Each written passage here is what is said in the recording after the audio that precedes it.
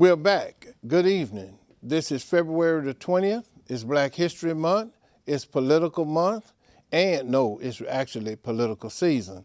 Your host is Charles X. White. The program is Community Views and Solutions. We are glad that you are there. Mark, are we going to take any calls after a while? Make sure we have those numbers up when we get ready to take calls a little later. All right, we have a Wild West show for you today, and we have the current district attorney here to talk about some good news on what's happening with juvenile justice along with the campaign trail and what's happening positive at the DA's office. District Attorney Kim Hogg. Hello, Charles. How you doing? I'm great. I got good news when it comes to juvenile work and new stats to release, and I just thought it was something that we should talk about given your long history with crime prevention, juvenile programs, nonprofits, Texas Youth Commission, and the education system. Yeah, it's been a long 40 years. It has. Yeah. So here's the deal. Okay. The idea, finally, in criminal justice circles is to reduce our footprint. Somebody finally said we're over-incarcerating, over-jailing, over-arresting, overcharging juveniles. I looked at it. For 2 years we looked at it, and I put a strong trial lawyer over it, somebody who could discern violent, dangerous crimes from everything else, and asked him, are we overcharging? Yes. I said, how do we fix it? He said, I think we can knock it down about 50% if we focus on school cases and family cases. So the idea was reduce the footprint and treat kids more like kids instead of taking a school problem and making it a criminal justice problem. That is a pipeline to prison. Yes. So he did that, and we started really focusing on the school cases, but we started at the wrong end. We started, in a way, charging more. Here's what happened. The Parkland shooting. First big high school shooting since Columbine in 1999.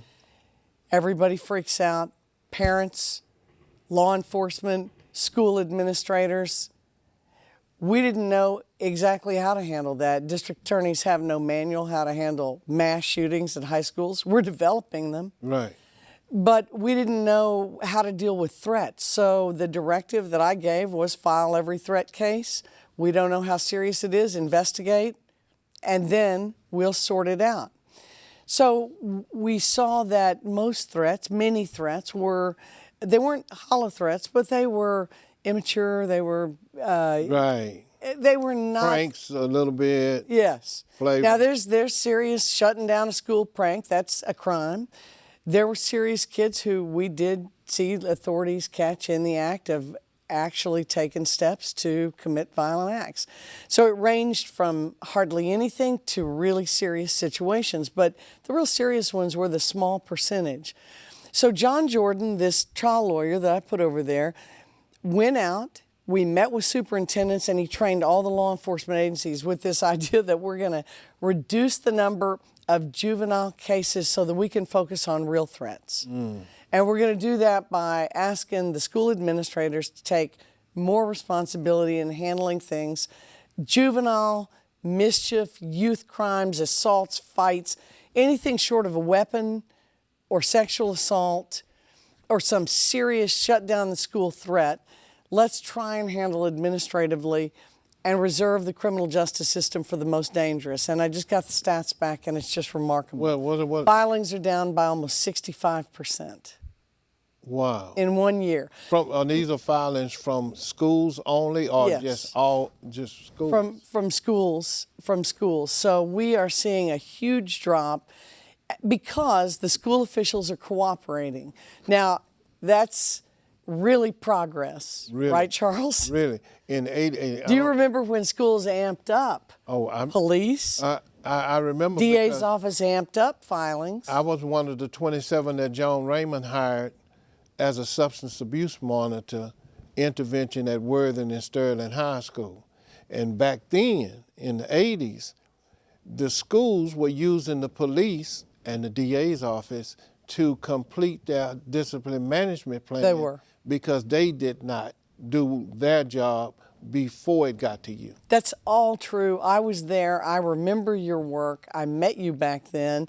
There was a real conundrum because we had some serious juvenile crimes. Remember the black and white gang and the murders of Elizabeth Pena and Jennifer Ertman. Yeah. So it was serious, but it was, but that was a smaller percentage. So as the years went on, we just continued to criminalize a lot of juvenile behavior at schools. The trend now is reduce the footprint. I think that's a safe place to do it.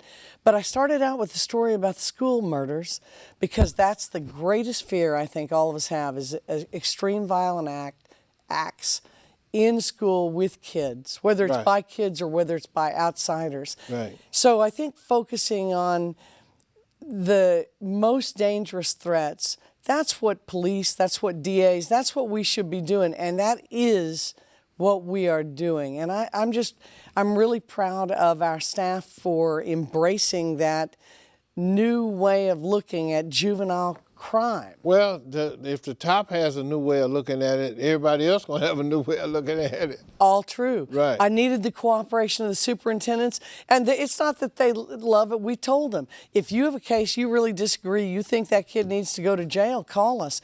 But I want to say something about kids going to jail.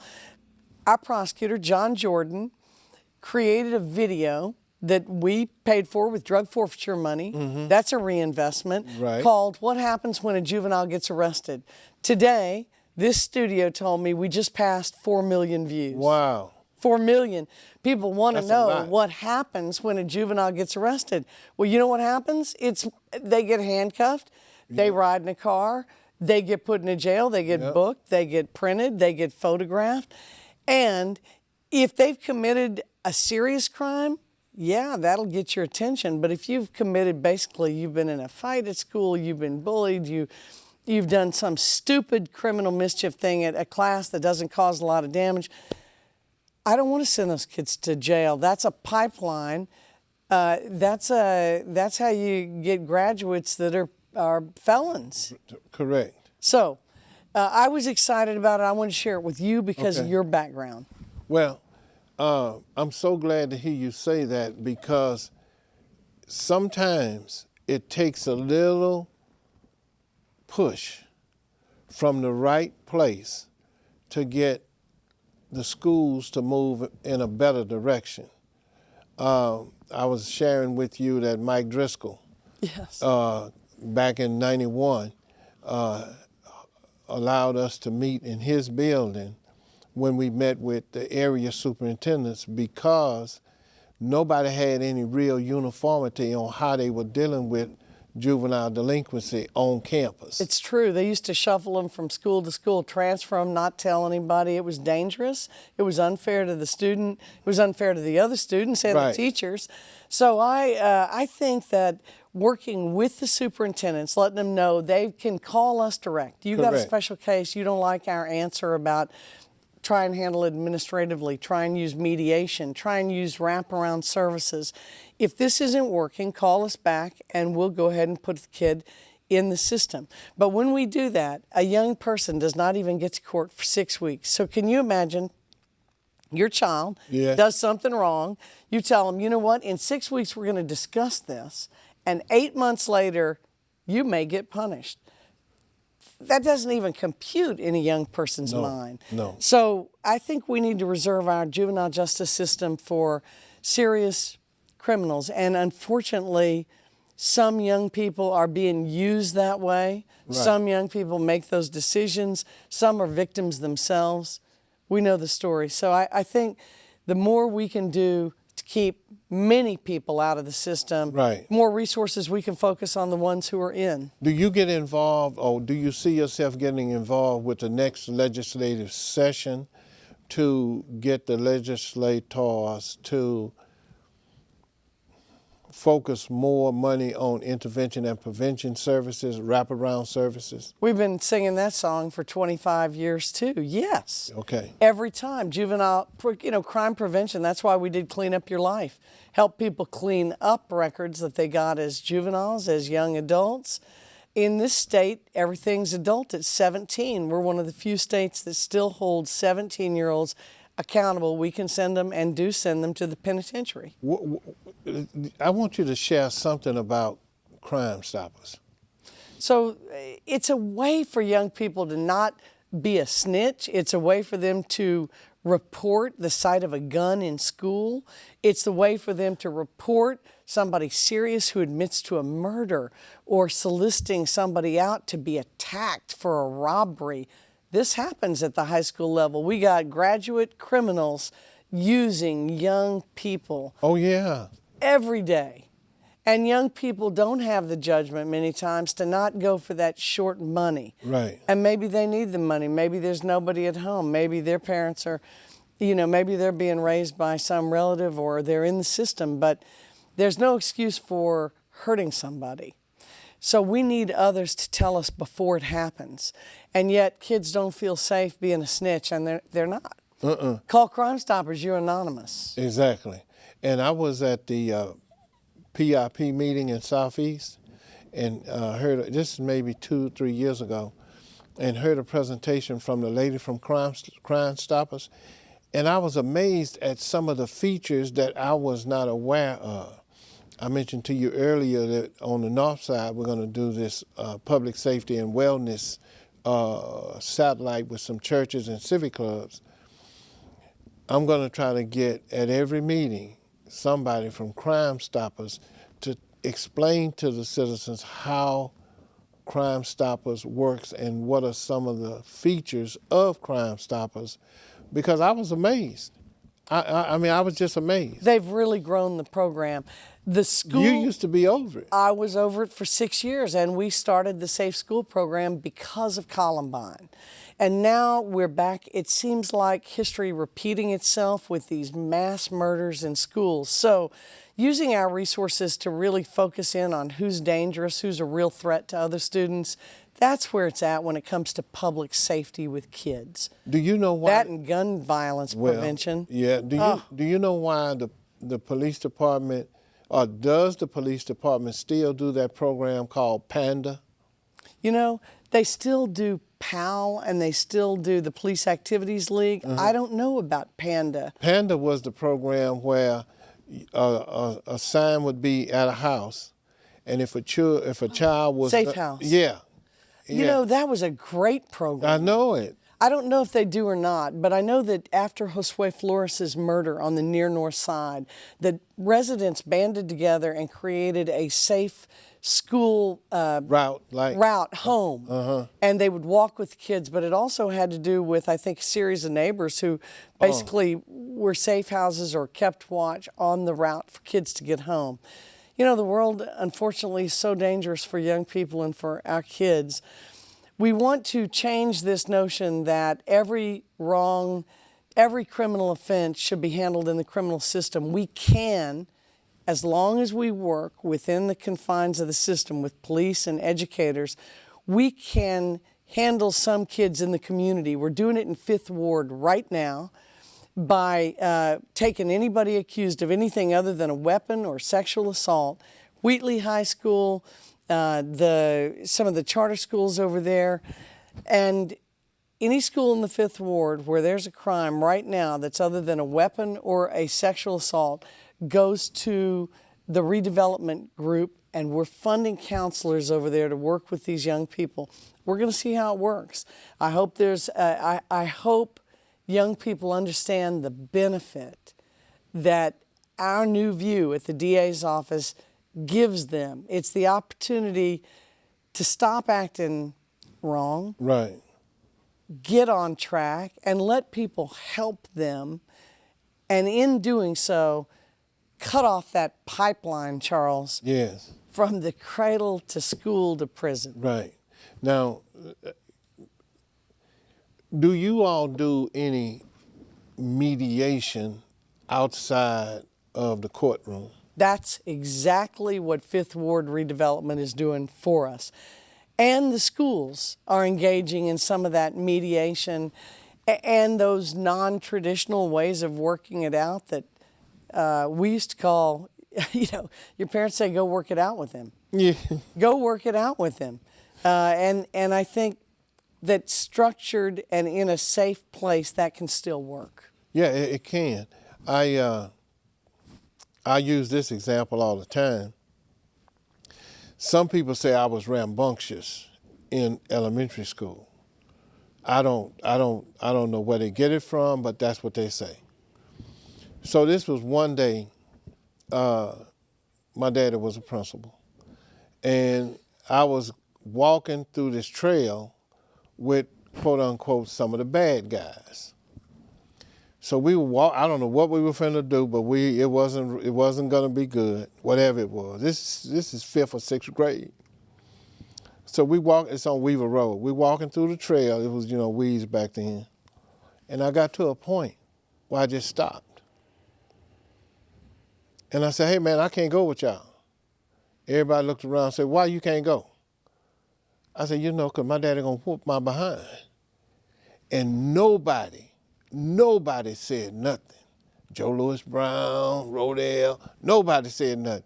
I went back, they went that way because they knew that was a perfect excuse that I was gonna get a whooping.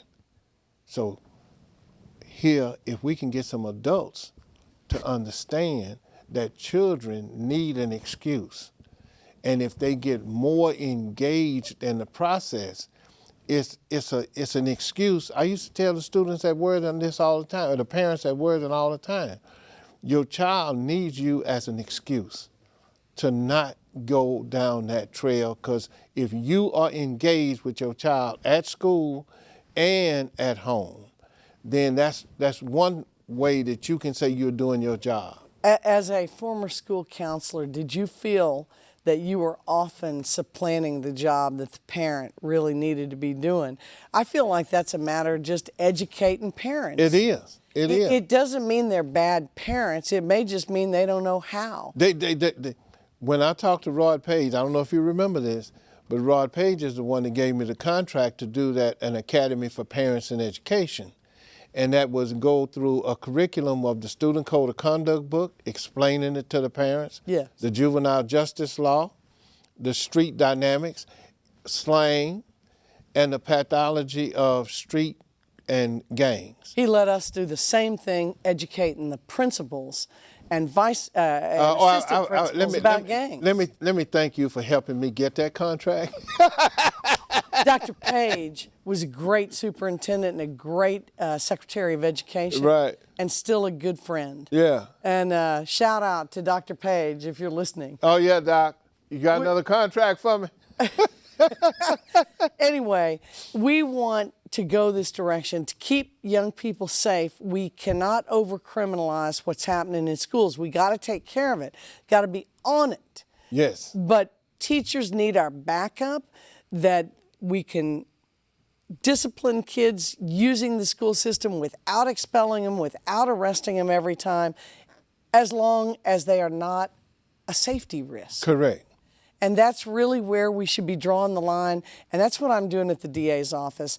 If somebody wants a job, they want to change their life, they want help for their drug addiction, we need to help them get there.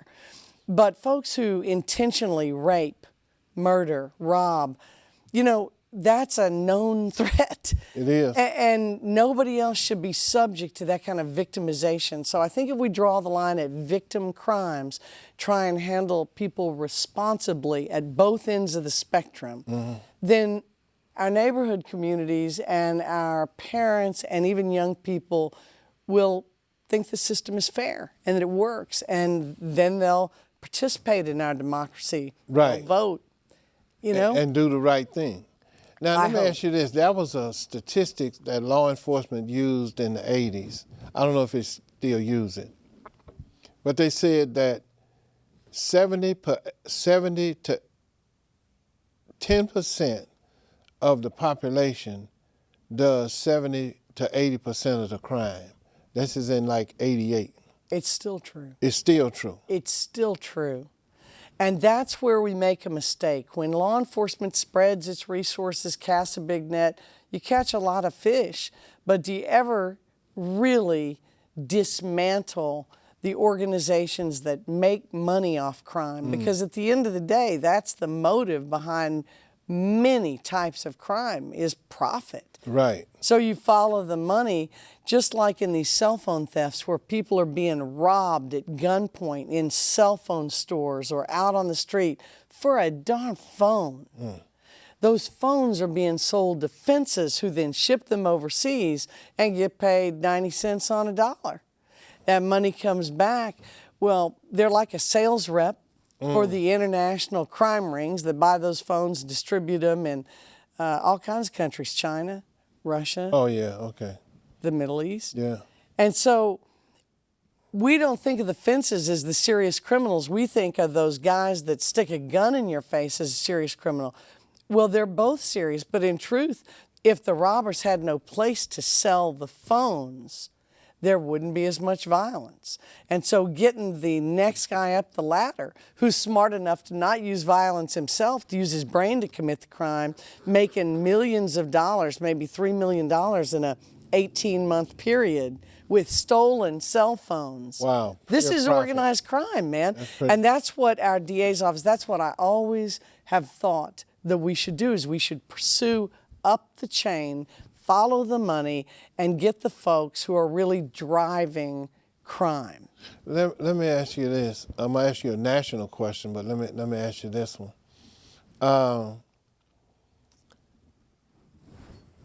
Do you think that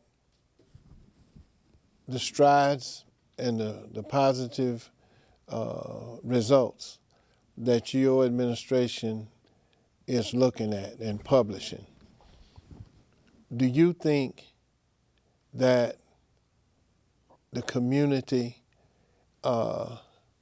it needs more awareness on what is the new DA, what does it look like? Oh, of course. I get criticized every day by the right and the left, and we bring out the data, and people say we want a data-driven system. But there's a political overlay on everything. It's election season. It's report card time. It's why I want to tell the public we're reducing the footprint in the juvenile justice system, and we're protecting the public by trying to focus our investigative and prosecutorial resources on the dangerous offenders, both youthful and adult. I heard this, and you have to tell me if it's right. Are you still out of your regular offices? Yes. From we still don't Hurricane- have a courthouse that is truly functioning. I've still got prosecutors in 5 buildings. It's very difficult to effectively manage employees to give them the backup and the resources that they need when we have a system. Our courts are still scattered. We got civil judges sharing their benches, their courtrooms, with criminal judges. Courthouse is used by the misdemeanor judges, but they're driving 2 elevator shafts through it. They're remodeling while they're trying to use it for juries. It's very disruptive. What can the public do to Well, the public can know, for one thing, your justice system is still compromised by Harvey. It's not fixed. We need your patience. And I think that public officials, that our Commissioner's Court needs to really look at fixing the courthouse. And that's I've been criticized for asking for more prosecutors, asking for them to fix the courthouse. Charles, I'm the managing partner of the largest public law firm in the South, Southwest, Southeast. We're one of the biggest in the country. It's after 32 years, it's not really hard to figure out We need a good, solid infrastructure where we can hold trials more quickly. We need a place for the courts to be able to operate, a secure place that people know to go to.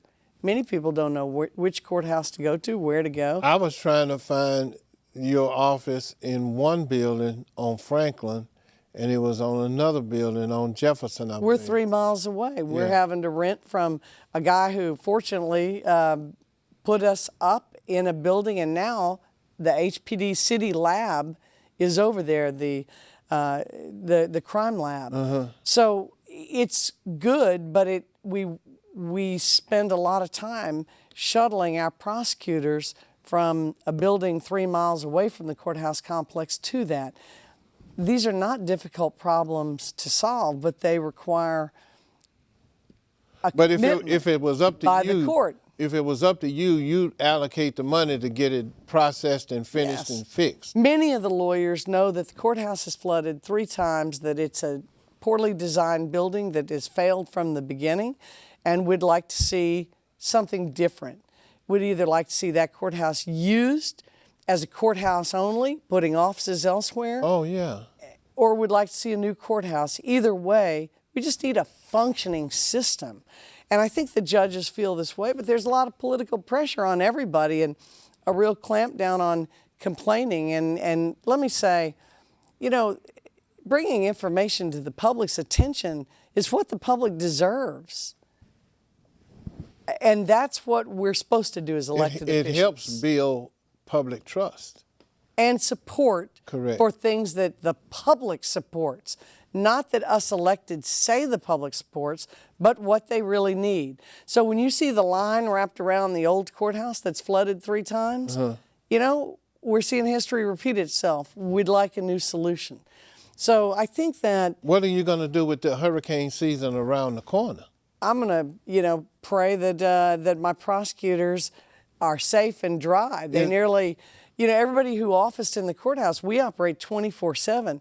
Our people waited out during Hurricane Harvey in chest-deep Wait a minute. water. Prosecutors work 24/7? They do. I didn't know it. Yeah, we have an intake division that houses about 40 employees, investigators, lawyers, administrative staff. So when police call charges in from the street, after you call the police because your car got burglarized Right. and you're holding the dude, Yeah. police show up, they take him into custody, they call us, they describe the details of the offense. We're there 24/7, just like they're there 24/7. Well, that's interesting. Give us a wrap up. We know you're on your way to another meeting. We appreciate you taking the time to stop by and give us the good news from the DA's office. Give us a wrap up. What's going on the campaign trail, and what do you need us to do?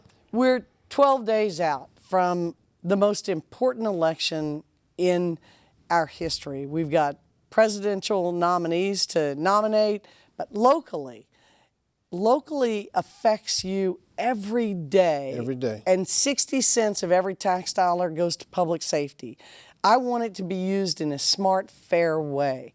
I am reinvesting drug forfeiture money into our communities to try and prevent crime in a smart way. Yeah. By helping youth stay out of the justice system. And on the far end, on the violent side of crime, we're trying to get weapons, focus on violent offenders with weapons. Yeah. That's where the public has the most exposure. So we're not for the release of repeat offenders, but we are for ensuring that everybody gets a fair trial. Charles. That's and what so we need. that's the DA's office in All a right. nutshell. I appreciate you allowing me to talk to the viewers who are loyal to you about what's happening in their criminal justice system. On the front line, be careful. Ladies, protect your purses. Look before you get out of your car. Gentlemen, don't wear expensive watches. Look who's following you around your neighborhood before you pull in your driveway. If you're moving money, please, please be very careful about what is happening, who's following you, or might be when you leave the bank or your place of business going to the bank. Watch your emails. Don't get scammed. Elder scam is just crazy right now. Don't give anybody money who calls you, who comes to your door, who threatens you. Call the police, call the DA's office. What's I your just want number? everybody to be safe. what's your- 713-274-5800. And of course, if it's a crime in progress, 911. I want everybody to be safe, Charles. Well, we want us to be safe. No. Well, we'll see you on the next go around. Matter of fact, we'll see you next week. Thank you very much. Okay. Looking forward to it. Absolutely. So this is the District Attorney, Kim Ogg. She's leaving us, and we're going to take a quick break and be right back. Community Views and Solutions, Paradigm Shift.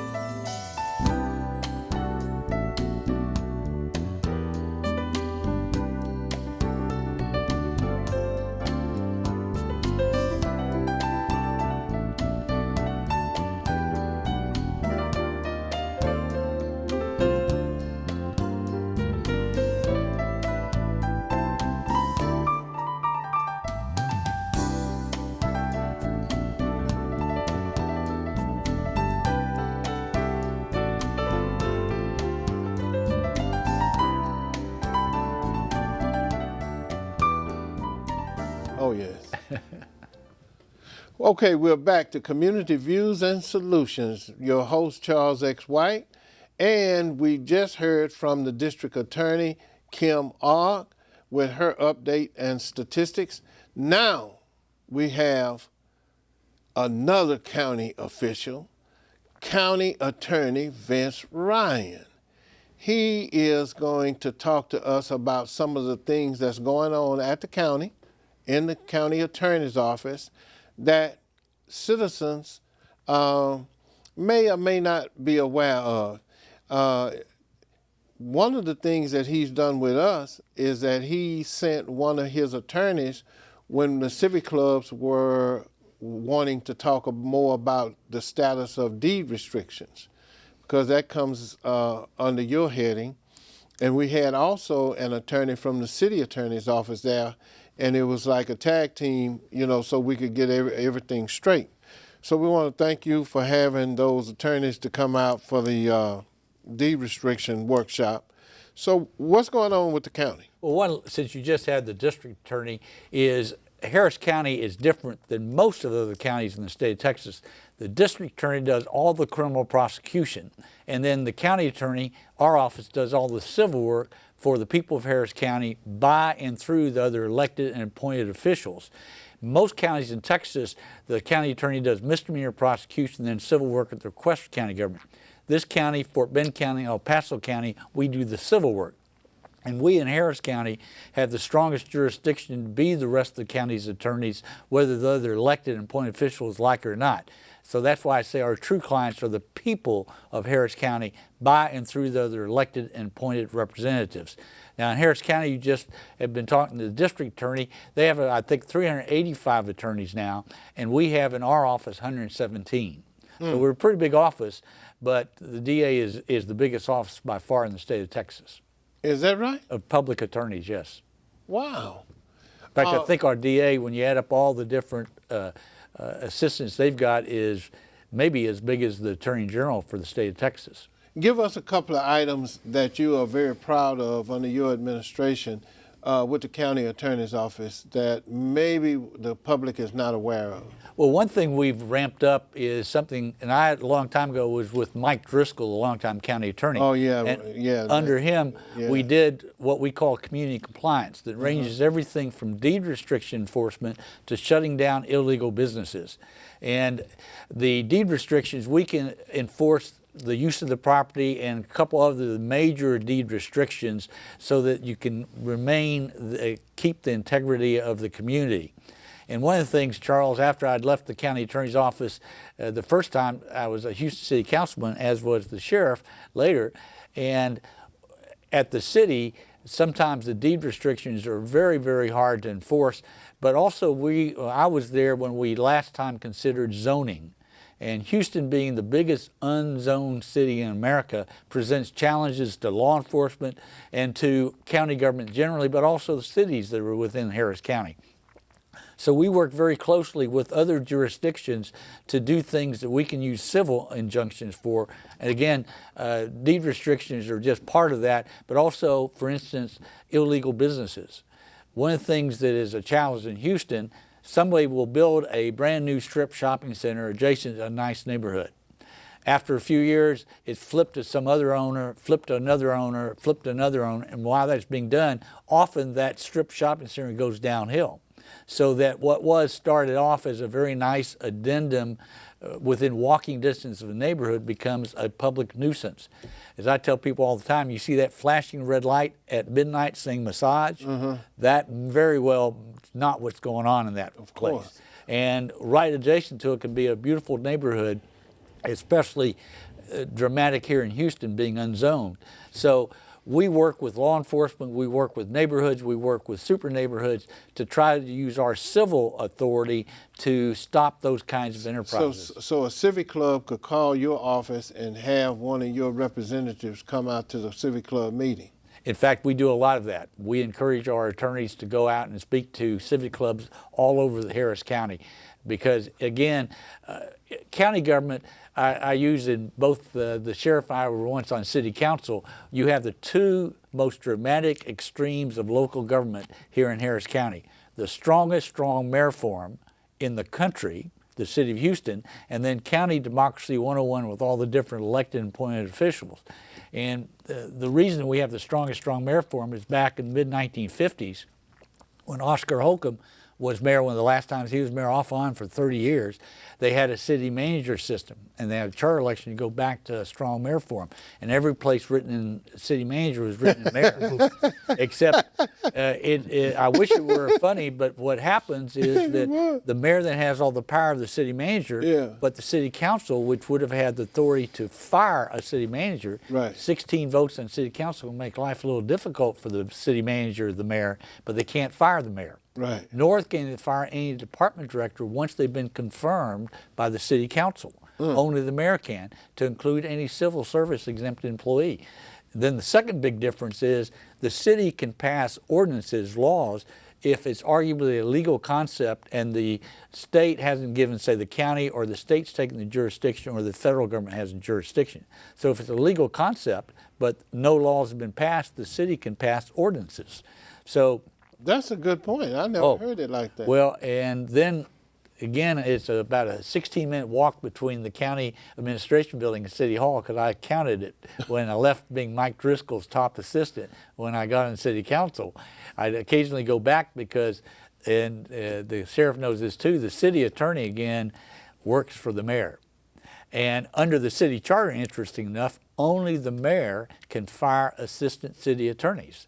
And that goes back again when the mayor was the city manager. Under that system, the city manager could fire assistant city attorneys. So you good really old have Oscar, smart old Oscar, shifted it all over here under this umbrella and got rid of the city manager and said, okay, well, how does, since you got off on that, you're still telling us about the good programs at the county.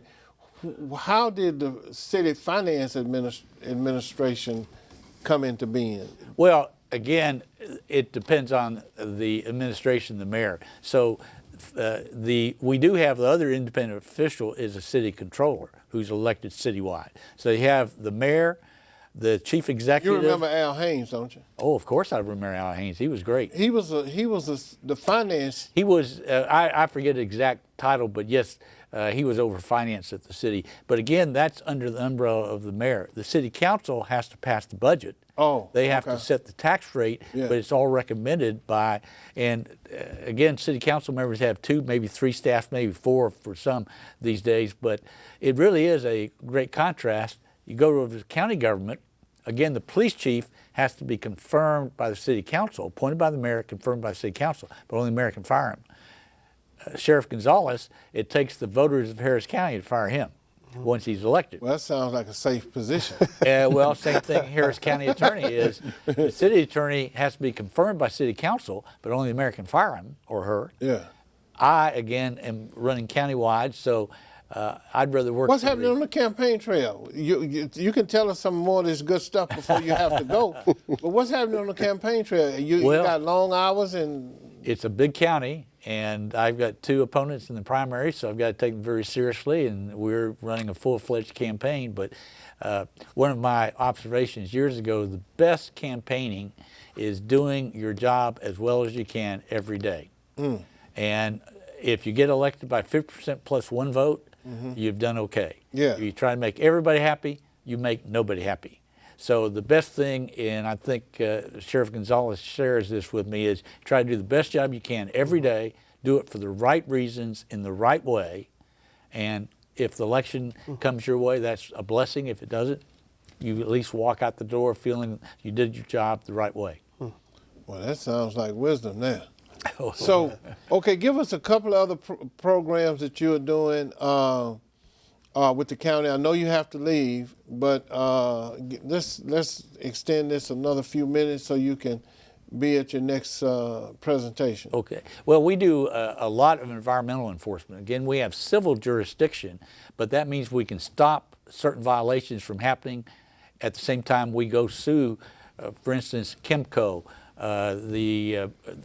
virtually these issues you see on the front page of the newspapers and in the media, pollution instances, we get very active using civil authority again to, one, stop the nuisances, environmental nuisances, and also to try to gain damages that actually will sometimes force corporate businesses to do. I'm glad you brought that up.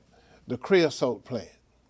And the meeting that we had as a follow-up meeting, you had Attorney Rock Owens, which is the environmental. He's the now he's a general counsel for environmental, but for years he's been the environmental chief. Okay, so has anything happened since we last met? We have been doing extensive research, working with pollution control, and I don't want to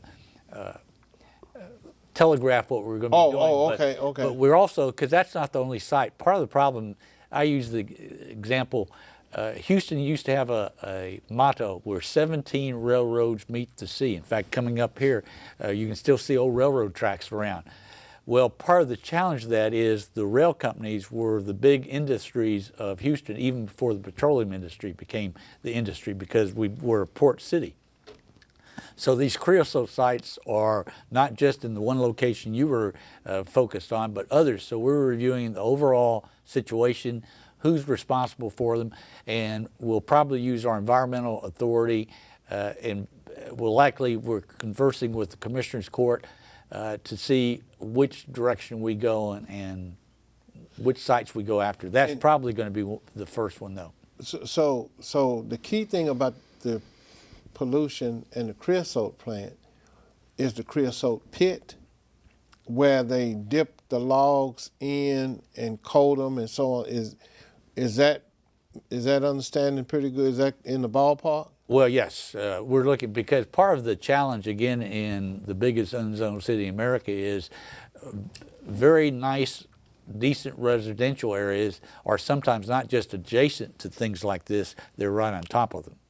So I use the example of the San Jacinto waste pits as just kind of a graphic example. Out I-10? Out I-10. Is you go across, now that they've fixed the other part of the bridge too, you go across, and the first time we went out at site, I'd been in office maybe about a year, and luckily I took a pair of boots, because at that time, the main center point of that, this black oozing gunk was coming up called dioxin, which is one of the most poisonous substances made by man. And the whole area, basically an island in the middle of the channel there, was oozing this dioxin. And we're still in the process of having that removed. But that's a classic example. When we went out there were people's clothes. People had obviously been camping out that site. There were remainders of a campfire right there on top, and stepping in all this dioxin. And that's just a dramatic example, because there's other of those dioxin sites in that same area. So we're being very aggressive about environmental enforcement. Are y'all posting signs around There are signs that? out there. Unfortunately, you can't be eating fish out there yet. Well, we used to go crabbing over there. Well, the first day we went out there, I went out there with a couple of our folks. I'd been told generally about it, but I had not been to the site. And underneath the bridge that goes over the body, there were a whole bunch of people fishing, crabbing too, crabbing. And I walked out in a suit, and I think I had one of my assistant attorneys with me at the same time, so he had a suit on too. And it made the people underneath the bridge there very uncomfortable. So by the time we came back from going out to the berm, which we had a boat take us out there and bring us back, most of those people had left. But unfortunately, luckily, it's still fenced off, but we send our people out there to make sure it's fenced off, because it's still very, very contaminated. Yeah. Well, give us a closing statement, and we're going to interview our county sheriff as he eagerly awaits to address his public. Well, one is, it is a privilege to be the Harris County attorney and working with great officials like Sheriff Gonzalez and the other elected and appointed officials of county government. Regardless of party, most everybody in public service does it because it's a calling, and we work with great people. Hopefully we'll be reelected so I can keep on working for another 4 years to, one, clean up the environment, clean up our communities, and make sure that the people of Harris County are well served by their other elected and appointed officials. Well, that sounds like a great campaign speech, and sounds like you know your business. Well, I've been there for a while. Yeah, so. yeah, especially going back to 1991. Well, Mike Driscoll, yeah, he's my idol. Yeah. My goal is to be the second best county attorney we've ever had, because Mike Driscoll, my old boss, set the gold standard. All right. Well, Mark, do we have? Can you put the phone number up so I can? If anybody has any questions. I'll mute his mic. You want to? Yeah. Now? Yeah. Okay. And what's the best way to walk out? Just through there. Just go down here. So what we're gonna talk about is what you're doing. Okay. And you just let us know. It's Ryan, Harris County. Okay. Say it often. Take care. Say it loud and often. Okay. So. Yeah, and I have about the same amount of time. Okay. Okay. Yeah. So we're gonna go hot and Okay, heavy. yeah. Then showtime. Okay. All right. Mark, you ready? Yes, sir. Okay. We're back, and we have with us now the undisputed heavyweight sheriff of the region, none other than former police officer, former city council member, and now Harris County's own Ed Gonzalez. Sheriff, let us know what's going on. Well, thank you. It's great to be with you and to all your viewers. It's been an exciting time at the Sheriff's Office. When I took over in 2017, I wanted to hit the ground running. I had a lot of big ideas that I wanted to pursue. I came in with the understanding or belief that we could dramatically create a more effective criminal justice system that really helped protect the community, but also help create some fairness, equity, and more efficiency and effectiveness. Even despite Harvey, even despite the setbacks that we've had with the impacts to our criminal court system and our staff, working closely with my team, we've been able to successfully accomplish a lot of things. Some of the things that I'm most proud of. Yes. I was able to really help be a leading voice when it came to bail reform. I was one of the few in the law enforcement community that did advocate for this because I did my research. I studied previous cases on this and understood that we simply couldn't continue to use cash as a mechanism to determine who stays in and out of jail. It's a false understanding that sometimes we have simply because we've used that for so long that somehow if you have the means to pay money, you're somehow safer regardless of the crime you committed. And seeing our population, it was unacceptable that we simply had too many poor people, most communities of color, black and brown, that were sitting in jail pre-trial. Because we're talking about the pre-trial phase of a criminal case. And when it comes to the reform case, the O'Donnell case, it was focused only on nonviolent misdemeanor cases. I operate the largest jail in the state of Texas, the third largest in the country.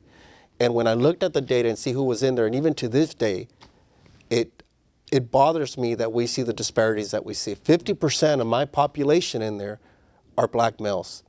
That's wrong. That's wrong because we're in the front lines right now, and I see this every day, of three important issues: poverty, mental illness, and addiction. And so we need to be raising our voices collectively, say we could do better than that. I believe in rule of law. That's what I signed up to be a police officer back in the 1990s, to serve my community. I've done it proudly in many different, with different hats.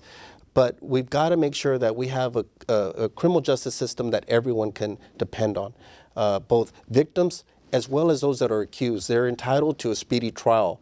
And so we're not always seeing that. And so I'm trying to be that voice internally to keep pushing for change.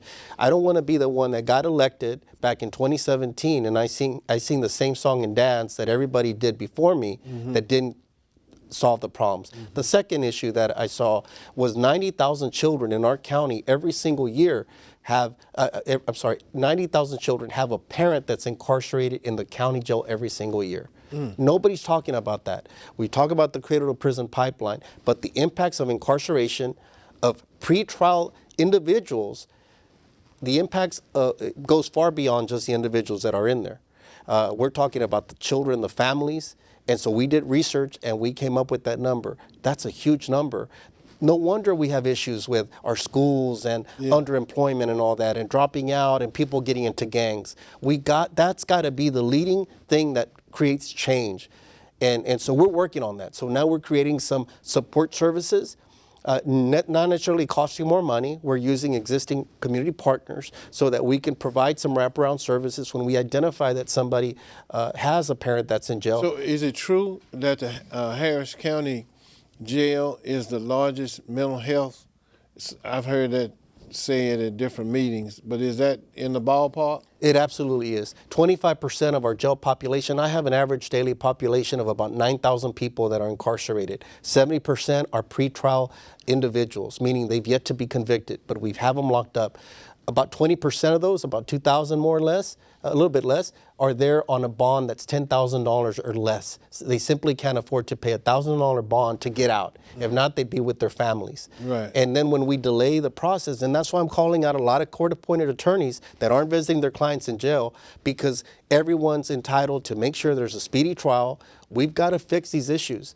And so that's another issue, again, that So you are actually helping facilitate by contacting the public trial attorneys. What do you call them? Well, court-appointed attorneys. See, Court-appointed because these are attorneys. paid by taxpayer money. I'm not, as sheriff, I don't run those systems. Right. But if I see something wrong, I'm going to call it out. And we need to do better because we have a system. It's not just the sheriff. I'm just a housing component when it comes to the jail, but we have others. We have key, the district attorney, the judges, pretrial services, so many other partners, and we got to make sure that we continue good work, that we're being smart, and that we're trying to find better outcomes. At the end of the day, it's about safety. Yeah. But we also need to make sure that both the defendant and victims have a speedy resolution, and if the evidence supports a conviction, that we hold people accountable. And so on the top end, we also got to make sure that we're also firm to make sure that those that continue to reoffend aren't just given a free pass over and over or free reign to do whatever they want, that we at some point are trying to protect the public as well. So there's things that we could find that right balance. I also recently launched Cite and Release, the first law enforcement agency in this county that's taken advantage of that tool that was allowed by the state legislature in 2007, where certain nonviolent crimes, we issue a citation instead of simply incarcerating people. Well, tell us a little bit more about that one. Yeah, well, there's about 7 different categories where individuals, they're misdemeanors that would otherwise have been in jail, sitting down, tying up court space and all that. Now what we do is just give them a citation under certain criteria, and they could just go to court, take care of their business. They could still be held accountable, but why incarcerate people? We got to get away from that mentality that we can continue to incarcerate our way out of issues. We can't. We got to be smart. I'd rather use those dollars. It's very costly to run a county jail. Do you know that every year we as taxpayers spend $70 million just on medical care inside the jail? That doesn't include mental health. That doesn't include housing. That doesn't include $70 million.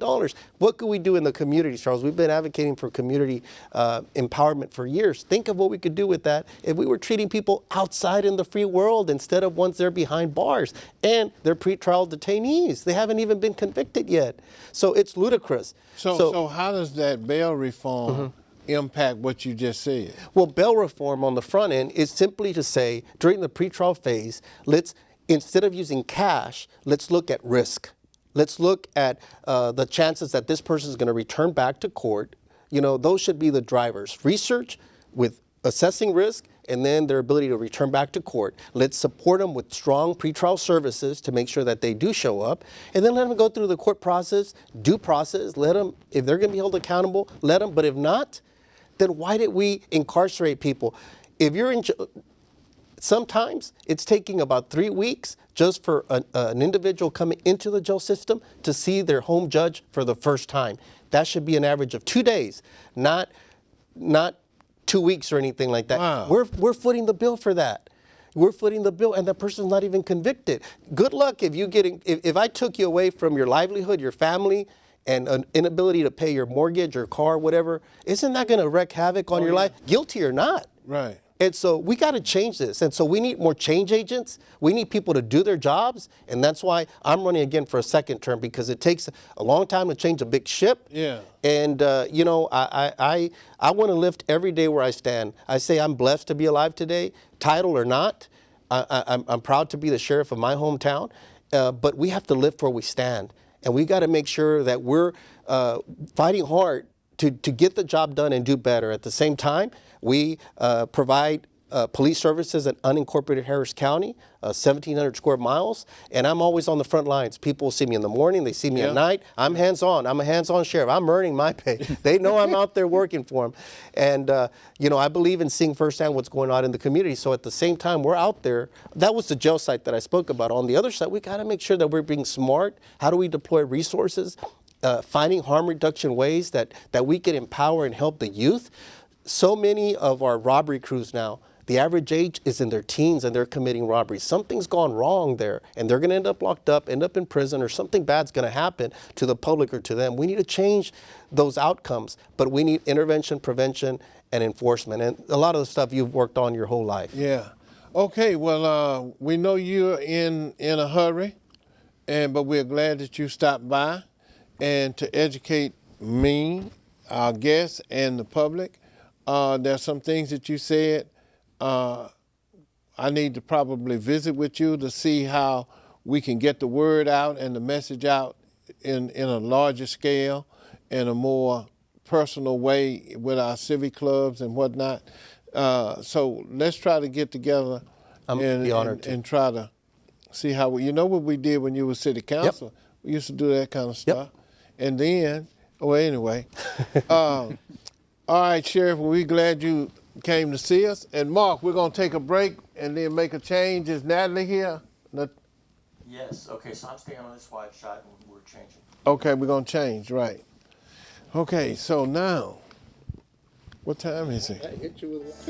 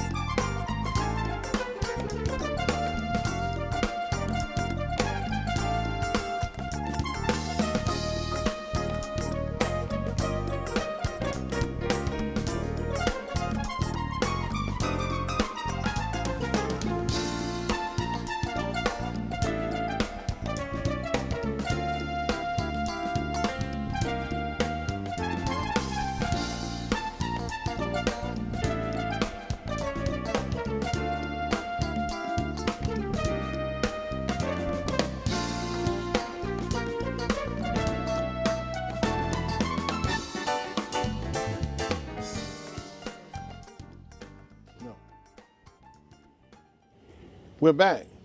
Community Views and Solutions. Charles X. White, your host, and we have two new guests. Our first guest is C.C. Sonny Phillips. Our second guest is Natalia, how you pronounce your last name? Cornelio. Yeah, that. We're going to talk to the candidate with the CC first. Tell us a little bit about yourself. What have you done in the community or in your profession? And then why are you running for, you're going to try to be a judge, huh? Judge, yes, sir. Is that where all attorneys just go and just fade away as a judge? Well, I certainly hope not. Oh, Charles. okay. I certainly hope that's Okay. not the case. All right. Tell us Charles, about it. I want to thank you for having me here and for your viewers. Thank you for having me here today. First of all, call me Sonny. Sonny, okay. You know, CC, when I was a young man growing I was up. going to think about Canadian Club, but yeah, I used to be a whiskey salesman, so I have. Well, maybe we ought to leave flashback. CC on that. Well, you know, my dad had the same name. My granddad had the same name as me. So naturally, when it came my time to differentiate us, they called me Sonny. So that's where the CC comes in. Okay. Is my dad's name, my granddad's name, but Sonny's my nickname. Okay. So everybody in the legal community, everybody in the judges, they all know me as Sonny. Okay. So it's kind of unusual watching, you know, this is the first time I've ever run for a bench, but it's kind of unusual watching and seeing the CC up there. Okay. And so people say, oh yeah, that's you, that's Sonny. A little bit about myself. Okay. I've been practicing law in Houston for 34 years. Graduated from the University of Texas in Austin in 1982. Graduated, came back to Houston, graduated in 1985 from South Texas College of Law. Since that time, I've been managing a successful solo practitioner firm in Humble. My primary area of practice is in the area of family law. I'm running this time for the 507th District Court. For your viewers who don't know, the 507th District Court is a family court. All it handles is family matters such as divorce proceedings, child support, adoptions, CPS matters, things of this nature. In Harris County, there are 10 countywide courts that handle family law matters. This cycle, the 507th, is the only court that's up for election. The other 9 courts in 2018, they were all elected, and I'm happy to say we had the blue sweep and the blue tidal wave, and all 9 of the new judges are all Democratic judges. So I hope to carry on that tradition. I hope to make it a long-term tradition. That's a little bit about myself. You know, I appear before the 507th. This is a court that I appear before all the time. As a successful trial litigator, I've tried many cases over the years. I've tried thousands of cases over the years, 34 years you can imagine. Tried many jury trials. What kind of trials? Child custody cases. Custody. Family Property court. cases, you know, complex property What cases. about property? How do you? How do you try those?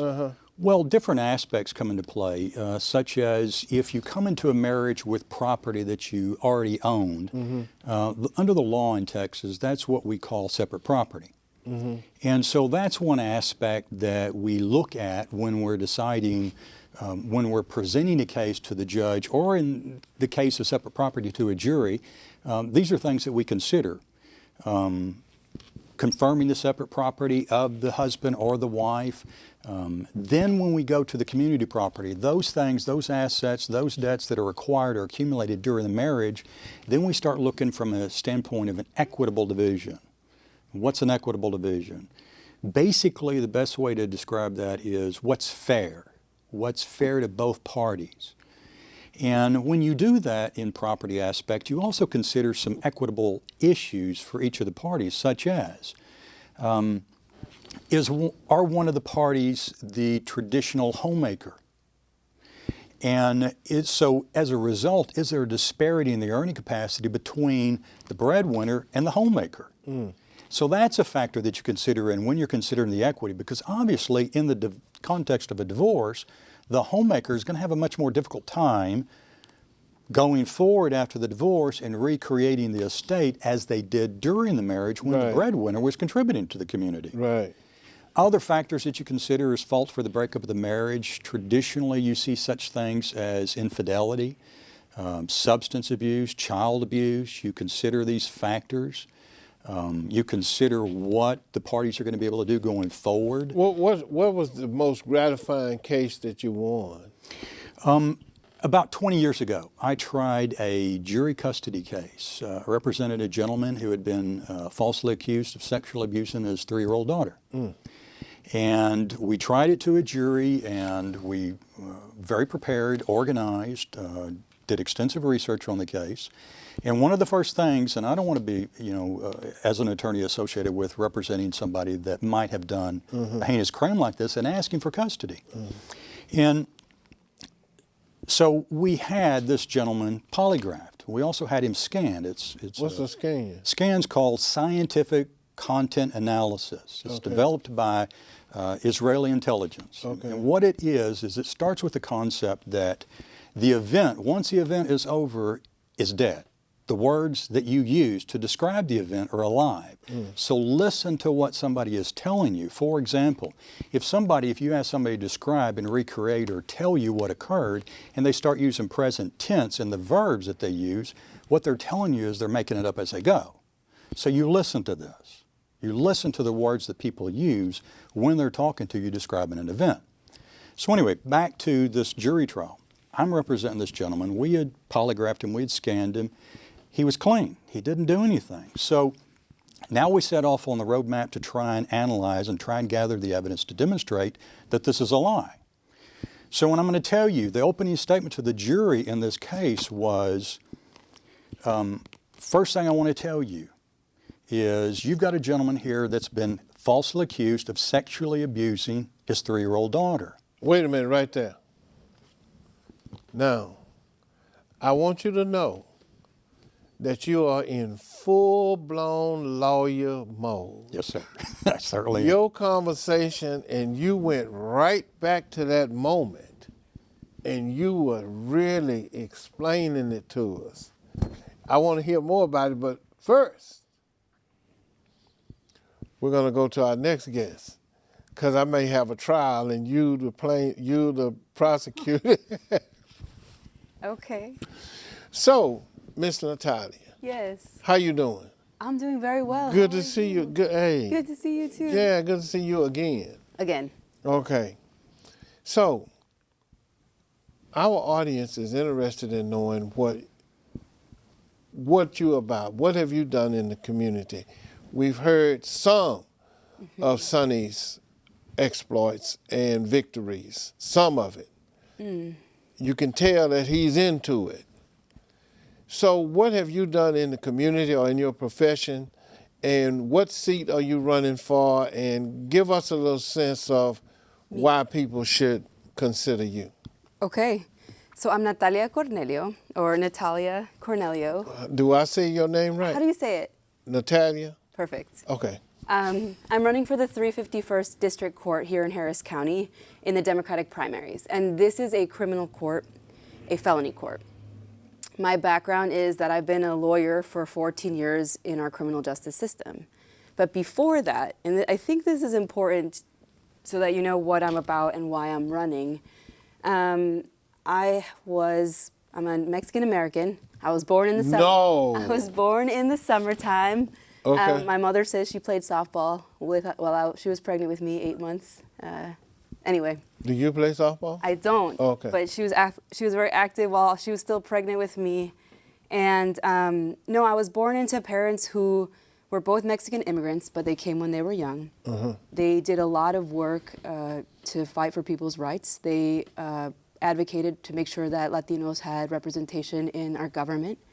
They made sure that there were educational opportunities for Latinos, because as migrants who were Spanish speaking, there was a lot of discrimination in the school system, and their parents did some advocacy in that space. So for me, it was growing up seeing that and going to school and seeing a little bit of chaos. I grew up in the city of Chicago, and I saw the laws affect my family, sometimes fairly, sometimes not fairly, right? Arrests because of a drunken brawl.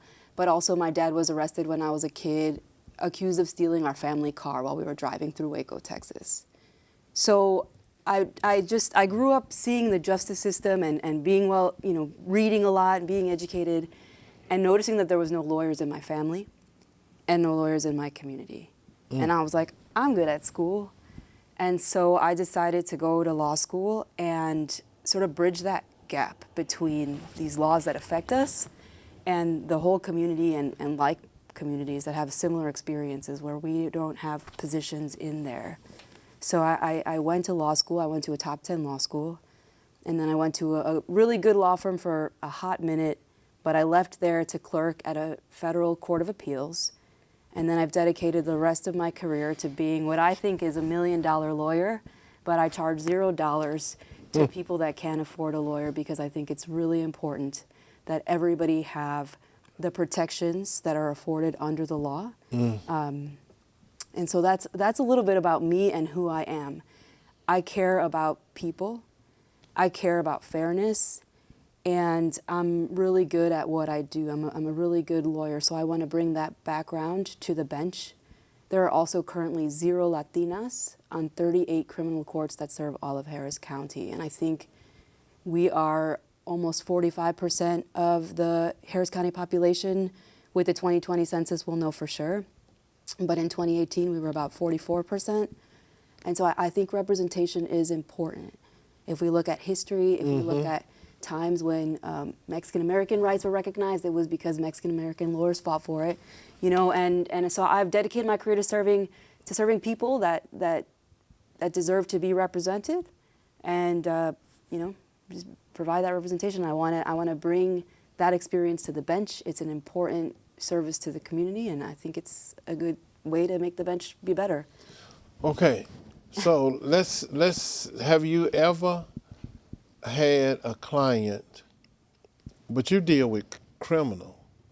I did criminal cases for many years as a federal public defender. That's As correct. a federal. Have you ever had any cases with juveniles? My first case ever was a 16-year-old girl that was charged as an adult with murder. And it was a very unfair case. She was the mother of the child that died. And it was her child's father that had done it. They charged her to sort of coerce her to become a witness against him, and because it was a very high-profile case. But she wasn't even there when it happened. And their theory was she should have known because the father had a temper and she had seen him have a temper towards her and towards the baby. And it was a bad case. I mean, on the law, it failed. But it was also kind of an example of the bully pulpit that the government can sometimes use. It was a 16-year-old mother, and they charged her. She was traumatized, and they charged her with murder. We won that case. But it doesn't take away from the experience that she had being charged, or losing her kid. Well, think about this. Okay. Tell the public what goes on the campaign trail. A lot of handshaking, a lot of door knocking, a lot of sign posting, putting up signs, a lot of meet and greet, a lot of public speaking events. I've enjoyed the campaign so far. Like I say, this is the first time I've ever run for political office. I've enjoyed it. There's parts of it that I haven't enjoyed. But for the most part, I've enjoyed the process. I've enjoyed the interaction with public. Some of the most rewarding part of it is knocking on people's door and introducing yourself. And looking at the shocked expression on their face saying, you're the only person that's ever knocked on my door and asked me to sign your petition to get on the ballot. It's very rewarding. It's quite illuminating. So what's the funniest thing happened when you knocked on the door? The funniest thing was, I don't know if he was a Republican, but he opened the door. I introduced myself. Of course, I had my T-shirt on. And he opened the door. He looked at me. There was a glass door in between. He looked at me, and he shut the door. And I started to walk away, and all of a sudden the door started open, and a little bitty girl, walks up to the door. And she opens the door, and she reaches her hand out like she's going to sign my petition. You know, what do you do? I mean, obviously she can't sign your petition, but, you know, I stood there for a moment and said hi, and the family cat and dog come up, and, you know, they're running circles around me, and all of a sudden here comes Dad back out, and he's ushering them back inside the house, and off I go. What's anything like that happened to you? Nothing? No, I haven't done too much door knocking. It's a county-wide race, and we have a huge county. But I have been going to a lot of meetings, civic groups, groups of people getting together Yes. to introduce myself to many people as possible. at So once. what did you learn? What have you learned in group meetings? How to talk about myself and how to smile a lot, shake a lot of hands. It's interesting. It's interesting. It's beautiful. One of my favorite things about campaigning is that young Latina women have come up to me and said, "I want to be like you when I grow up." And you're like, "That's why I do this." To be a role model to younger people, to lift them up, because it's not about me. It's about right now serving the community as best as I can, and then leaving something behind for the people that come after me, or now, you know, Right. lifting them up right now. Like, hey, come volunteer with me, or let's talk about what I'm doing, or what do you want to do? I spoke to a group of kids, high school kids that have their own LULAC council, right? Yeah. League of What's United yeah, Latin American yeah. What's LULAC? Tell Citizens. everybody League know. of United Latin American Citizens. It's an old civil rights Yes. organization dedicated to Latino education and progress issues. And it's a group of high school kids at Early East High. It's called Early East College High. But they give up their lunch break to have different speakers come and talk about issues affecting the community, because they want to know, they want to be engaged. And I got to talk to them. It was like 80 students that were not eating lunch to hear me talk. Wow. I know. It was powerful. Wow. And they clapped. Oh, that means they're listening. They were listening, yes. And when I asked the question, how many of you all have a lawyer in the family or in your neighborhood? And only one kid raised their hand. Wow. And then I said, what about judges or politicians? And nobody knew anybody. So it's important for us grown-ups, right? Us professionals, us people that are trying to be leaders in the government to speak to youth and motivate them and make sure that they know what's going on too. So what, each one of you need to answer it a little differently. You hit on it already. What impact, positive, would you want to see happen if you were elected and was on the bench? Because there are established guidelines and judges that don't want to give up the bench. How would your presence enhance or go beyond status quo? Status quo thinking, status quo interpretation of the law. What fresh eyes and forward thinking insight would you bring to the bench? Who want to go first? Yeah, I'm happy to say that. So I think something about me is that I'm always learning and I'm always trying to become better. And that would be the goal for the courts, right? And I think the courts should always be better. The people have confidence in their decisions based on how thoughtfully they're applying the law to the people, right, and impacting them. So I would bring, my ability to understand and know the law, but also years of directly representing people who have been impacted by the system and compassion for the people in applying the law. And just humility and a desire to really establish confidence in our courts. And I think about as a lawyer, what don't I get from judges that I would bring? It's always knowing the law, always paying attention and thinking about what you're hearing from the different people and having some compassion and truly making an effort to understand the position that people are trying to convey to you, even if it's not something that you've personally experienced. Sonny? Several things. First, in 34 years, one of the things I always try and explain to clients when they appear before a judge is all you can ask to do at the end of the day is pray and hope that the judge listens. And over the years, one bad example I got is while we're in the midst of a trial, the judge was on the bench with the paper up in front of her face reading the newspaper. And that's a difficult concept to look to your client and explain the lack of humility, the lack of respect that they're demonstrating.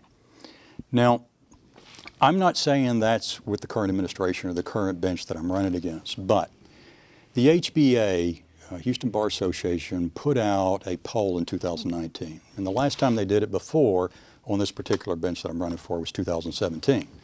And one of the things that they identified is that the current incumbent judge in the 507th lacks respect for the litigants before them. And counsel touched on a moment ago, following the law. That's another thing from a personal perspective. It's important that when you're trying to counsel your client and explain to them what the law is, that the judge needs to know the law and needs to be willing to follow the law. Well, wait a minute. Are you all suggesting that some judges are vague on the law? Understanding it or knowing it? Well, two things there. One, either they don't know or they're refusing to follow the law. HBA poll again, this particular incumbent judge, as far as knowing the law and following the law, received a performance rating of in the 50 percentile. Now, in any industry in America, that's an F. That's an F. Across the board, HBA, with all the courts in Harris County, there are 10 family courts, in all the courts in Harris County, there's seven categories that they grade the judges on. And in this particular 507th, across the board, they grade on law, ruling effectively and efficiently, respect for the litigants, efficient use of the court's time, working hard, and impartiality, demonstrating impartiality. The obvious, being fair, not being so obvious that you're not being impartial. The incumbent across the board in 2019 and again in 2017 rated it in the 50 percentile. So I would ask you, if your son, daughter came home from school in 7 categories, 7 subjects that they were taking, it was 50s across the board, would you say, going to give you a pass, son? Or are you going to say, it's time for a change? What we're doing is not working. And if we look at 2019 and say, well, maybe it's an aberration, well, then go back to 2017 because it's consistent, same 50% across the board. In 2017, the incumbent was rated the worst family court judge in Harris County, Texas. In 2019, she bumped up to second worst family court judge. And this is your administrative judge for the family courts in Harris County, Texas. But the last thing I was going to say, going back to the other, what I would do, is we're in the age of technology. There's a lot that is available to the courts as far as more efficient use of the technology, submission dockets, handling things to where it doesn't take up the court's time so much, and maybe the judge can stay after a couple hours after 5 o'clock and do the submission docket where they're not being interrupted and they've got their full focus and attention upon matters that they can more easily address that way. So those would be the 3 things that I would do. Wow. So this judge job has some intricate moving parts. You have to be cerebral, you have to have common sense, and you have to have compassion. Then you have to have the technical knowledge of the law. Y'all must be some pretty smart people. You know, Charles, you said it earlier in the beginning of the program, is this the culmination of your career or is this the end of your career? And the way I look at it, it's a culmination. It's like what I have said my entire career is I didn't think I had enough experience. I didn't think I had enough to be a judge. And when I stepped on the playing field back in 1986, all the family court judges were Democrats. So they kind of molded me into the person that I am as far as how to be an attorney, how to be a moral, upright attorney, how to do your job, but do it without stepping on everybody in the process. Well, now, I will also want, Mark, put the phone number up there, would you please? And let's see if we have any questions for our guests. And this one I forgot what I wanted to ask you. I'll just add to this topic. I do think my favorite judges are the hardest working judges in the business. I mean, you just know that they care. How do they work hard? You have to study the law because it's not like you're doing some of the same thing over and over again, but sometimes you're not, and then sometimes you have to check yourself and make sure that you're doing it right, and not just kind of Rubber making stamping. the motions. Yeah. Right. It's a large docket. It's some new issues. It's some old issues that are looking differently, and you know, it takes a lot of energy. And then there are a lot of things that judges do outside of the court that take a lot of work and have a huge impact on the community. They write courtroom procedures. In criminal courts, we appoint counsel in cases of people that can't afford a lawyer. Judges have rules about like bail schedules. You know, if you're charged with this, you pay this amount and then you can get out. That's the judge's work. And if they don't work hard outside of the courtroom, that's not going to change or ever get reviewed or revised or best practices considered. You know, you can learn a lot about how you run your courtroom by going to conferences, reading, you know, hearing from different groups about this is actually the best practice for making sure that people are advised of their rights, or this is the best way to manage your caseloads. It's a constant process of improving. It's a lot of work. It's very serious consequences, and so I think that it's going to be a lot of work. So we need people on there that are willing to do that work. Because sometimes people get, Comfortable. yes, Yeah. perfect description. Okay, now, And you know, Charles, I was going to also mention to the attorneys that appear constantly and consistently before the courts, in your situation, in criminal courts, in my situation in family courts, it's a tell.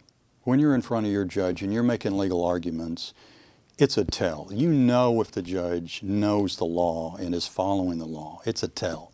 It's hard sometimes. it's a T-E-L-L? Tell, yeah. You can tell the judge you can is following you or the judge is off base. It's real easy to follow. It's real easy to spot. When they're making decisions regarding a highly contested, volatile, emotional situation, and you're having to turn to your client saying, that's not in the kid's best interest. I recognize that, but that's the judge, and maybe he or she wasn't really up on the law. Have you ever had to correct a judge? You have to be very careful. Yes, I have, to answer your question. Yes, I have. Wait a minute. She was shaking her head. I wanted her to say something and then come back to you. Of course. I once got banned from a court for a while for correcting a judge. I appealed him and I won, and he banned me from his court. And that's part of the work of being a good lawyer, is being willing to bring it up when they get it wrong, because you're representing your client, and to be effective, you have to be willing to take the heat, even if they don't like you. And sometimes you have to, as the representative, sometimes you have to step in front of that bus for your client. So when the judge is fixing to lambaste your client, your job is to step in front of that bus. And so how sometimes you do that is distract the judge's attention and kind of make him a little irate with you. Well, I have learned a lot. I have heard some good stuff from both of you. Why don't each one of you give the audience your closing remark? Oh, you all are used to closing remarks on why would you be a good candidate for the office that you seek? We'll start with you, since we started with him Okay. on the beginning. Sure. So I'm Natalia Cornelio. I'm running for the 351st District Court. I will bring integrity and hard work, as much work as it takes to get the job right, to the bench. I will demonstrate exceptional knowledge of the law. I will respect people's rights, which our courts don't always do. And I'll be thoughtful about applying the law to the people who are before me. I didn't get to talk about my experience because I started talking about personal stuff, but I've been a federal public defender for years. And for the last 3 years, I've been a civil rights lawyer litigating complex civil rights cases with respect to the criminal justice system across the state of Texas. So I bring really strong experience to the bench, but also a love of justice and a love of the people.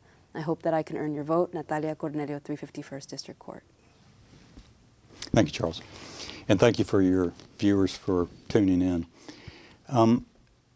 What I would bring to the bench is my 34 years of experience. Like I say, I've tried thousands of cases. I've tried numerous jury trial cases. I've argued before the Court of Appeals, Texas Supreme Court, and they're all predominantly in the area of family law. I have tried jury cases, obviously, in criminal matters and in personal injury. I can boast this, although I can't say I've tried a tremendous amount of criminal jury cases.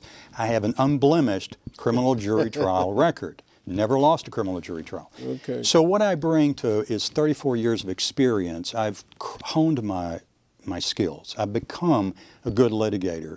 And it would be a simple step to come up and restore this court's integrity, the respect that the court's entitled to from the community.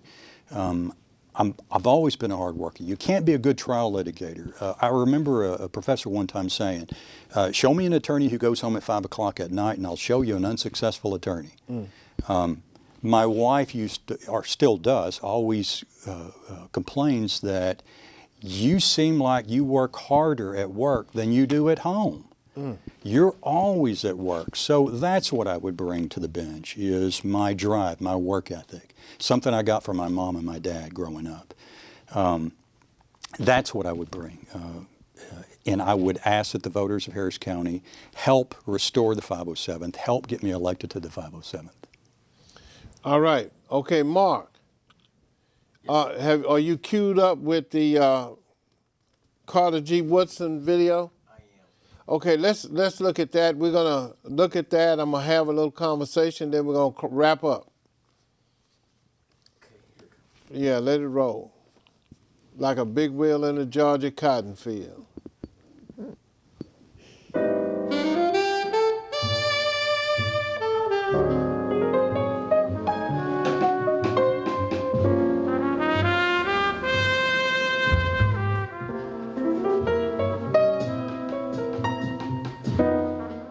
February is Black History Month. But why? Where did Black History Month come from? It began with this man, Carter G. Woodson, a historian and writer. Woodson noticed that his people were, quote, overlooked, ignored, and even suppressed by the writers of history textbooks and the teachers who use them, end quote. So he started a Black History Week in 1926. And people celebrated it enthusiastically. They started Black History Clubs, and teachers started recognizing the contributions of Black Americans in their classrooms. He chose February, by the way, because it held the birthdays of both Abraham Lincoln and Frederick Douglass, two men he believed had done tremendous work for the rights and liberties of African Americans. It took another 50 years, though, for Black History Month to become officially recognized by our government. The president at the time, Gerald Ford, said that we should seize the opportunity to honor the too often neglected accomplishments of Black Americans in every area of endeavor throughout our history. Here's the funny thing, though. Carter G. Woodson hoped that someday people would no longer celebrate Black History Month.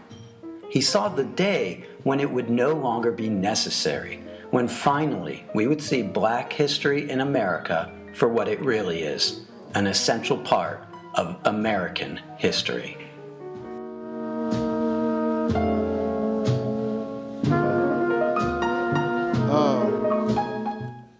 So, we're back and we're about to close out.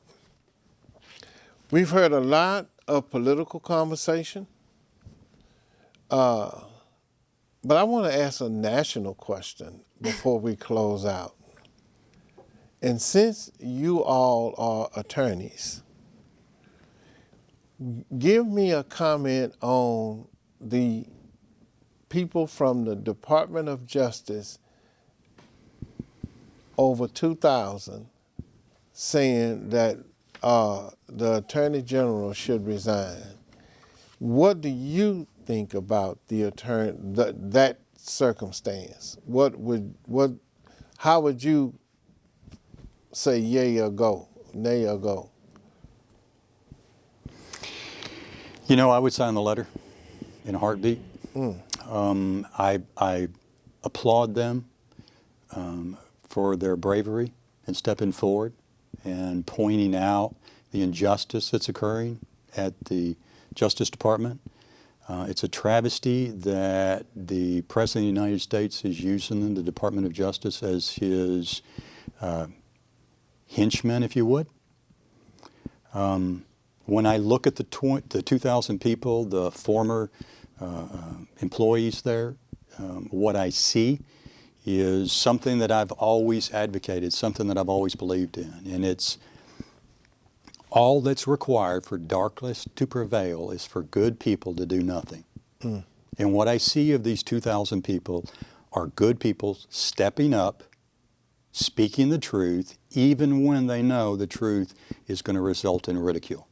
Even when they know that the truth is going to result in people talking poorly about them. And what I see them as is heroes, as brave people who have stepped up and done the right thing despite the President of the United States and the horrible words that he speaks and tweets every day, every minute. It's embarrassing to watch a president consistently, constantly berate other people. It's just unacceptable. And how would you fare with the 2,000 people? So I'm going to play it safe as a judicial candidate. We have to be careful about politics, but I think the Department of Justice historically is so important. Without that branch of government, we would have no one to enforce the Fair Housing Act, Title VII, Title IX. I mean, civil rights, their job is to help enforce these laws that exist to protect people. And it's been really sad to see them as a department over time recently shift away from their mandate. You know, example, Brown versus Board, it became law and it wasn't enforced. Right. Because there was nobody to enforce it and people didn't even know. And so the Department of Justice plays such an important role. So for it to be a hot mess, let's say, it's not a good place for our government to be. And judges you don't write law, you rule on the law. Is that We fair follow to the say? law. You follow the law. So a state representative, they write law, right? Correct. And you, say it again, rule law. We follow the law. We follow the law. So you are a different type of an elected official than a city council member, state representative, or congressional person, because all three of those have something to do with writing ordinances, laws, statutes, and whatnot.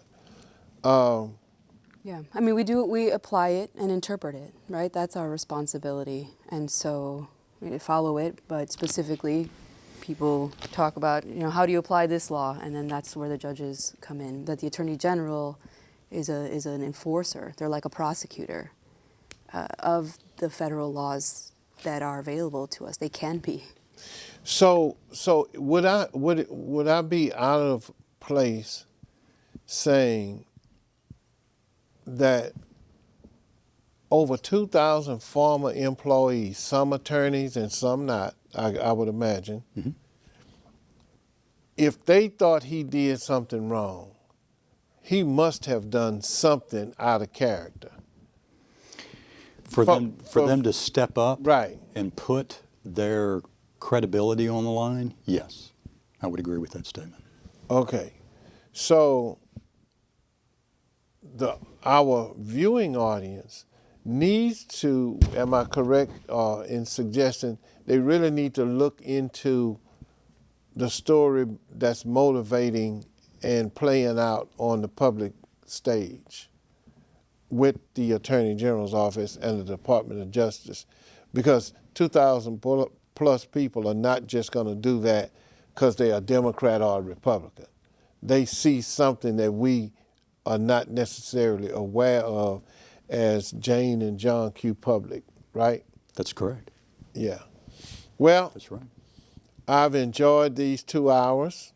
I've enjoyed all our guests. I was very enlightened. I hope the public was enlightened. And we'll be back next week with more community views and solutions. Charles X. White, your host, signing off, and our guest, we're gonna go to happy hour. No, we're not. Are you saying that? Yeah, but I did used to sell whiskey, Canadian Club, CC. All right, Mark, we're gonna leave out of here now.